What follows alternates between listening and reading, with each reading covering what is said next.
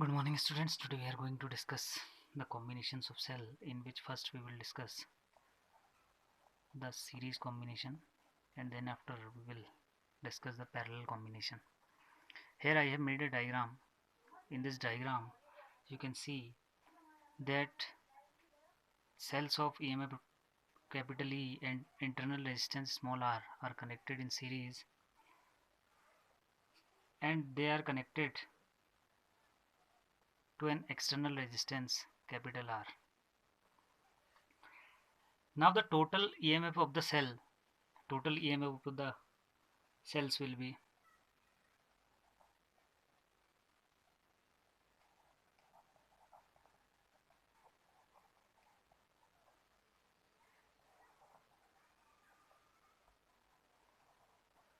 total effective EMF of the combination will be E plus E plus E up to n times. So we'll get the effective EMF is NE.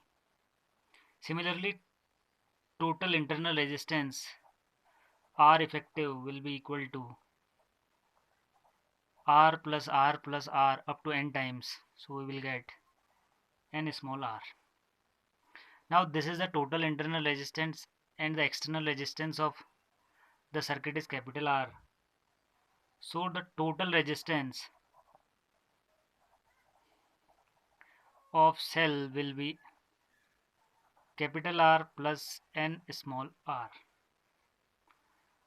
Now let the current in circuit be I. So I is equals to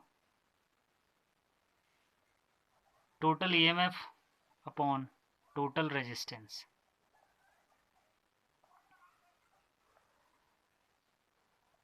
So this is the formula for current in this circuit. It can be written as equation number 1. Now we have two situations. First, if NR is less than, very less than capital R, then we will get I is equals to NE upon R.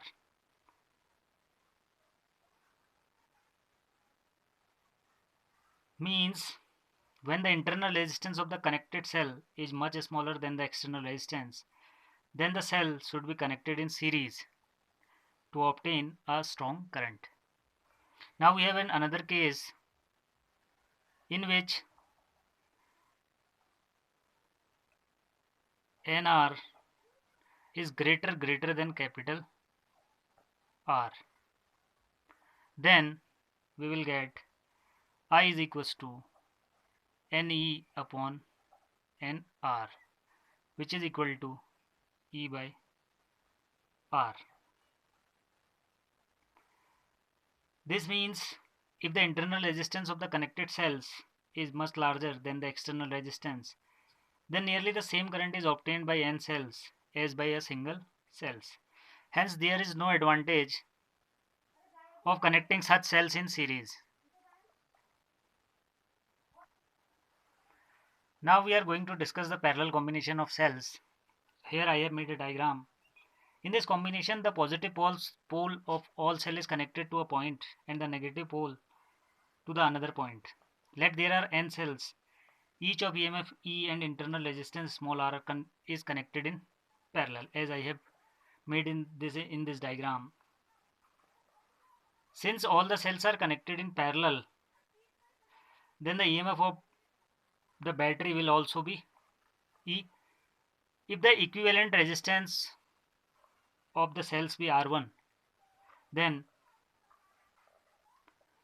1 upon R1 is equals to 1 upon R plus 1 upon R plus dot dot up to n times, or 1 upon R1 is equals to n by R, or R1 is equals to R by n.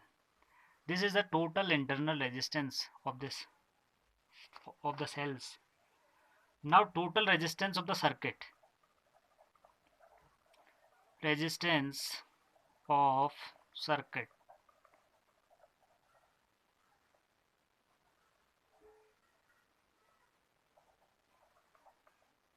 equal to R by N plus capital R, because this external resistance is connected with them in series. Let the current be in external circuit be I, so I is equals to total EMF upon total resistance, means E upon R by N plus R. On further solving it, we will get an E upon R plus NR. Now there are two cases arise here. First, if capital R is greater than small r, means if the internal resistance of the cells is much smaller than the external resistance, then we will get I is equals to NE upon NR or equal to E upon R. Means the total current will be equal to the current given by a single cell. Hence there is no advantage of connecting cells of small internal resistances in parallel. Now we have a second situation. If small r is greater than capital R, then we will get I is equals to NE by small r. Means the current is nearly n times the current given by a single cell. Hence,